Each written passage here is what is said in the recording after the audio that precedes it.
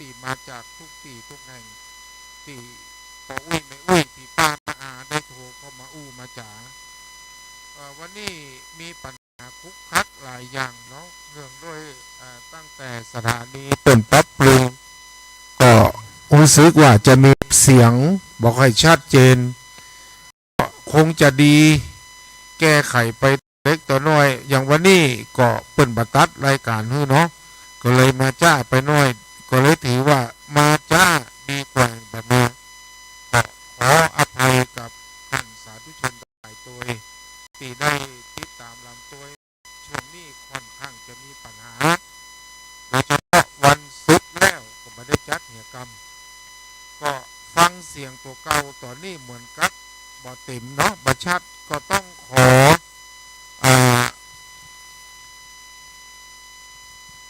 จัดไปอย่างอี้ถ้าเกิดว่าตั้งสถานีได้ยินเสียงก็ช่วยมาปรับช่วยแก้ไขให้กรรมเวลาขณะนี้ก็ 18:17 นาทีโดยประมาณ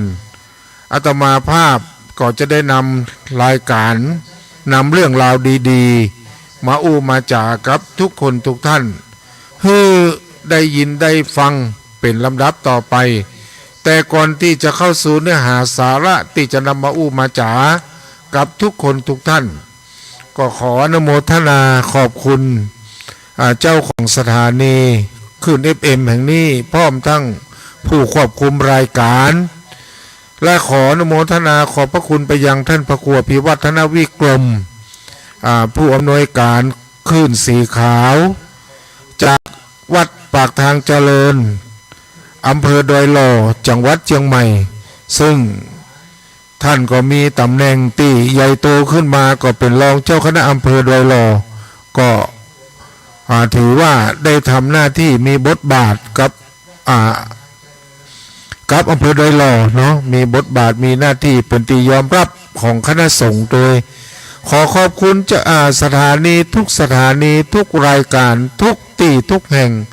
ที่ได้นำรายการนี้ออกไปในช่วงของเย็นๆตะกี้มีรายการของเหมือนจะเป็นสัมมเนรเข้ามาคือทางนี้มันบ่ได้ตัดก็บ่ฮู้จะใดก็เตรียมตัวตั้งแต่6 โมงเตรียมตัวตั้งแต่เจ้าก็โทรแจ้งไปที่คนควบคุมรายการจัดสรรเปิ้นก็ได้มาไขฮื้อตะกี้นี้ก็ว่ากันไปแก้ไขจนให้มันดีที่สุดเพราะทุกสิ่งทุกอย่างเป็นไปตามที่พุทธเจ้าเปิ่นตัดไว้บัดเตี้ยงเนาะมันมีความเปลี่ยนแปลงควรเปลี่ยนไปหรือว่ามีการเปลี่ยนทุกขณะทุกเวลาทุกโอกาสอันนี้จังทุกขังอนัตตาที่พุทธเจ้าเปิ่นตัดไว้เป็นความจริงเฮาปฏิเสธกันบ่ได้ความเปลี่ยนแปลงมันย่อมจะเป็นไปอย่างเอี้ยบางครั้งก็ดีบางครั้งก็บ่ดีแต่จะได้ก็ตามทุกสิ่งทุกอย่างในโลกนี้บ่มีอย่างเตี้ยงแต้แน่นอนเมื่อเริ่มต้นแล้วย่อมมีการสิ้นสุดดังคำภาษิตจีนที่ว่ามิมีงานเลี้ยงที่บ่มีคำว่าเลิกลาทุกคนที่เกิดมาแล้วก็อย่างเดียวกันจะต้องการหรือบ่ต้องการก็ต้องพัดพรากจากสิ่งของหรือบุคคลที่ฮักที่ชอบใจเป็นธรรมดาวันนี้อาตมาจะได้นำเรื่องราวเกี่ยวกับการยอมรับความเป็นจริงที่เกิดขึ้นกับตัวตนของเราเนื่องจากว่า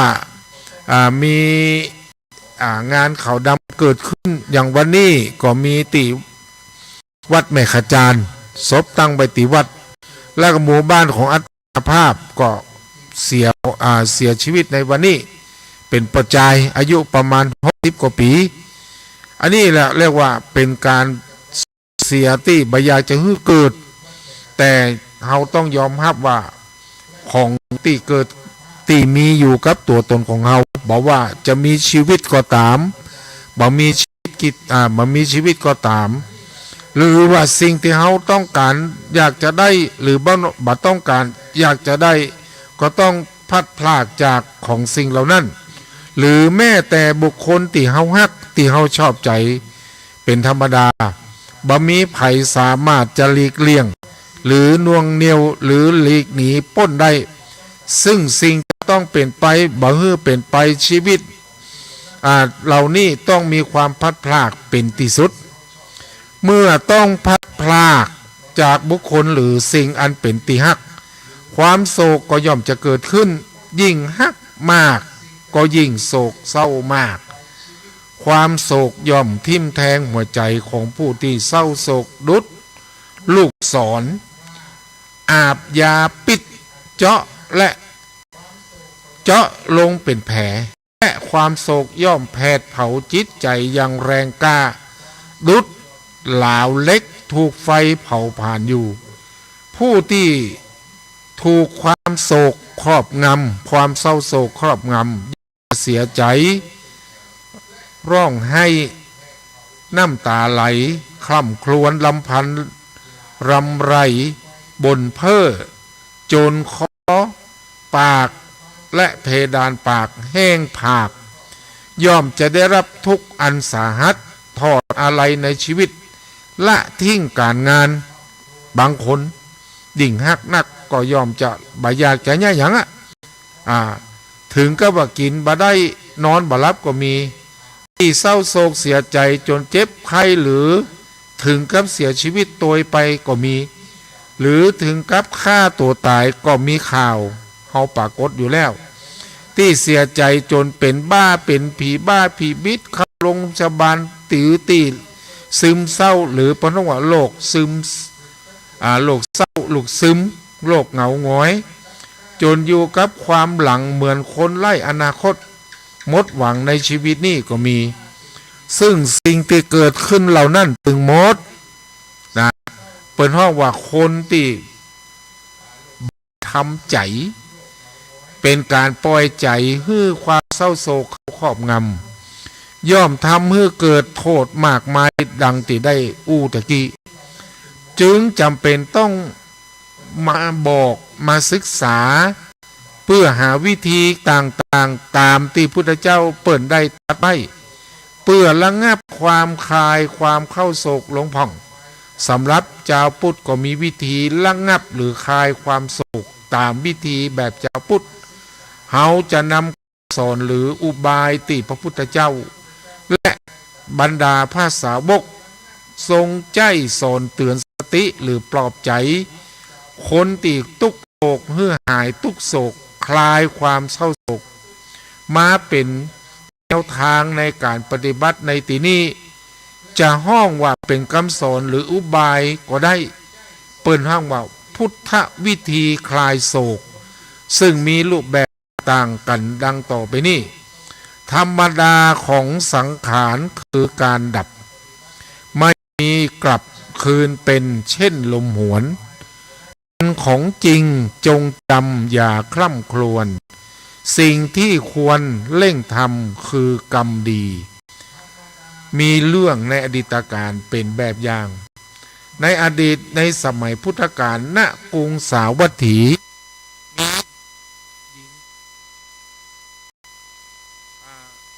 มีแม่หญิงสาวที่ยากจนคนหนึ่งชื่ออิสาโคตมีเมื่อนางได้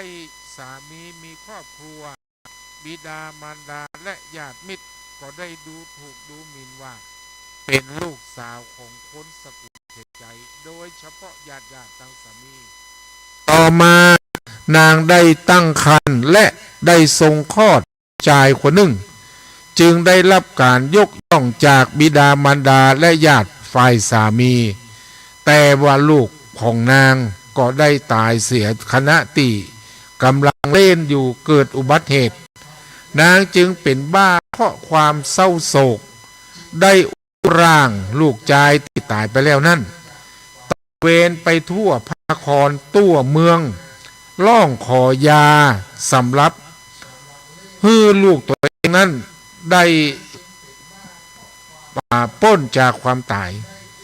ได้มีชายคนหนึ่งเกิดความสงสารจึงได้แนะนำให้นางไปขอยาจากพระสัมมาสัมพุทธเจ้านางก็ได้ไปขอพระสัมมาสัมพุทธเจ้าพระสัมมาสัมพุทธเจ้าได้ตรัสว่า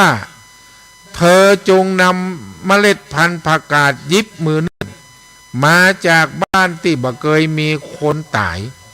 นางได้ฟังแล้วก็เกิดปีติดีอกดีใจจึงเดินทางเข้าไปในเมืองไปที่เฮือนหลังแรกที่ได้ปะได้ถามว่าถ้าในเฮือนนี่บ่เคยมีคนตายโปรดฮื้อเมล็ดพันธุ์ผักกาดแก่ข้าด้วยเถิดแต่ก็ได้รับคำตอบว่าไผ่เล่าจะสามารถนับคนที่ตายไปแล้วในเฮือนหลังนี้ได้นางจงไปเฮือนหลังอื่นๆเตอะจนถึงเย็นก็บ่ได้เม็ดพันธุ์ผักกาดเพราะแต่ละหลังก็มีคนตายเหมือนกันหมดนางจึงได้สติได้คิดออกมาว่าเฮาสำคัญว่าลูกชายของเฮาต้องอันตายก็ในบ้านทุกหลังที่เฮาไปขอมานั่น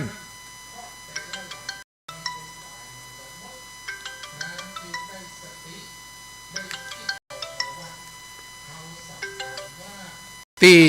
แต่ละบ้านแต่ละหลังที่เขาได้ไปขอเม็ดพันธุ์ผักกาดก็มีคนตายมากกว่าคนเป็นกึดได้อย่างอีแล้ว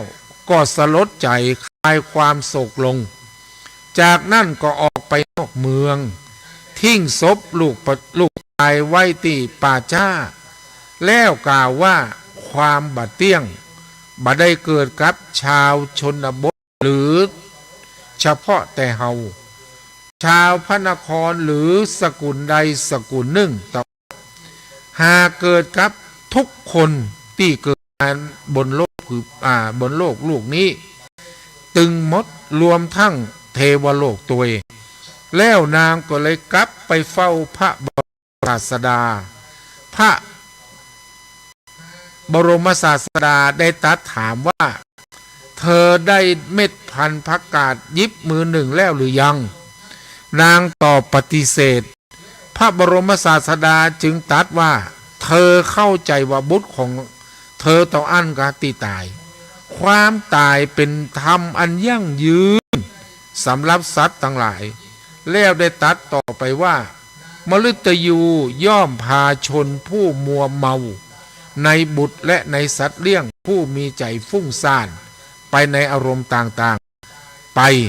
ดุจห่วงน้ำใหญ่พัดพาชาวบ้านผู้มัวลับไหลไปเมื่อจบพระดำรัสนางได้เป็นพระโสดาบันต่อมาก็ได้บวชเป็นภิกษุณีนางกิสาโคตมีถูกความโศกครอบงำอย่างนักหากพระพุทธเจ้าตรัสบอกว่าบ่มียารักษาบุตรของนางที่ตายไปแล้วนั่นนางก็คงบ่เชื่อพระองค์จึงตรัสให้นางไปหาเม็ดผักกาดจากบ้านที่บ่เคยมีคนตายเมื่อมีความหวังว่าจะได้ยามารักษานางก็มีปีติมีความดีอกดีใจแต่เมื่อตะเวนไปตามบ้านแต่ละหลังจนได้รับความทราบความเป็นจริงของชีวิตก็เกิดสลดใจและชุกคิดได้ว่าทุกคนมีความตายเป็นธรรมดาบ่ใจบุตรของตัวเองต่ออันที่จะตายเมื่อเกิดได้อยากอีแล้วย่อมคลายความเศร้าโศกได้อย่างสุดตีหากน้ำตาเป็นน้ำยาชุบชีวิตเชิญญาติมิตรควรคล่ำรำพันหากี่ศพแล้วที่รดหยดน้ำตาไม่เห็นฟื้นคืนกายาดังตั้งใจโลกนี้เป็นโลกของความทุกข์เมื่อมีการเกิดต้องมีการเจ็บมีการแก่การเจ็บและตายสิ่งเหล่านี้คนโดยมากปล่อยกันหรือว่าบ่ได้มีความพอใจแต่แม้ว่าจะบ่พอใจก็จำเป็นต้องเป็นไปอยู่อย่างอั้นเพราะเมื่อมีเกิดสิ่งเหล่านี้ก็ติดตามมาก็มีความทุกข์เพราะพยายามจะฝืนธรรมดาของโลกอย่างอีมาตั้งแต่ยุคในสมัย แล้ว ตั้งแต่สมัยพุทธกาลมาถึงประเดี๋ยวนี้การจากโลกนี้ไปของเราสัตว์ที่เกิดมาทั้งที่เป็นมนุษย์และสัตว์อื่น ก็ไปแล้วบ่นับบ่ถ้วนเปลี่ยนแปลอยู่ทุกขณะบ่มีอะไรยังคงอยู่ในสถานะเดิมสภาพเก่าสิ้นไปสภาพใหม่มาแทนหากเมื่อวันยังอยู่วันนี้จะมีได้ก่อถ้าคนสัตว์เกิดมาแล้วบ่ตายโลกวันนี้ก็จะคับแคบแน่นคัดและคงบ่เป็นสภาพที่น่าอยู่คนที่อยู่ก้ำฟ้าคงจะแก่ค่ำกล้าหน้าจังวิถีธรรมชาติเป็นอย่างอี้การเกิดแก่เจ็บตายเป็นสิ่งถูกต้องแล้วความสุขในโลกนี้เปรียบเสมือนความฝันและของขอยืมเฮายืมของเขามาโดยเฉพาะเหมือนกับร่างกายนี่เหมือนกับทรัพย์สมบัติเข้าของเงินทองตึงมดตึงมวลตึงมดตี้เฮาครอบครองอยู่พุทธเจ้าตรัสว่าไม่ใช่ของเฮาหรอกเป็นของกลางสำหรับแผ่นดินตายแล้วก็ทิ้งมดไปตัวบ่ได้อย่าหลงมัวเมาไปเลยแต่ความแก่ความเจ็บความตายนี่เป็นของเฮาแต่หนีบ่พ้นโลกธรรมคือธรรมดาของโลกนี่มีอยู่8ประการคือลาภยศสรรเสริญสุขและเสื่อมลาภเสื่อมยศนินทาทุกข์4ข้อแรกแน่นอนน่าชื่นชมน่ายินดีน่ายึดถือ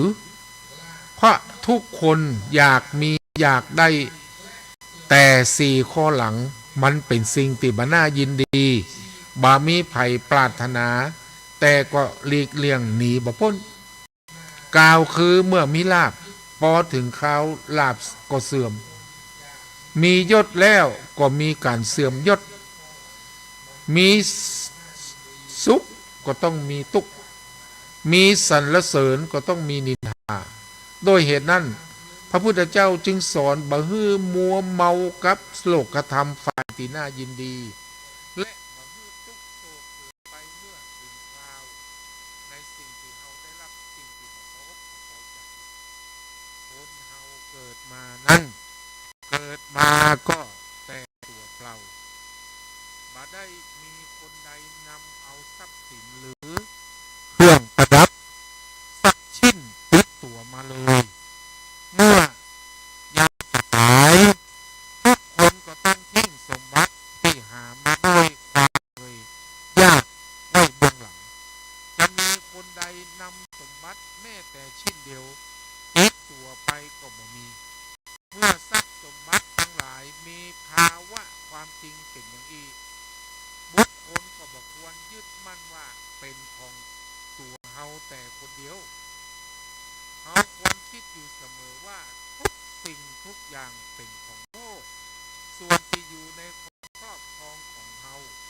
เป็นเพียงการยืมมาใช้ชั่วคราวของอันเรื่องราวที่นำมาเสนอในวันนี้เป็นพุทธวิธีซึ่งมีประสิทธิภาพในการระงับหรือคลายความโศกจัดเป็นธรรมโอสถขนาดเอก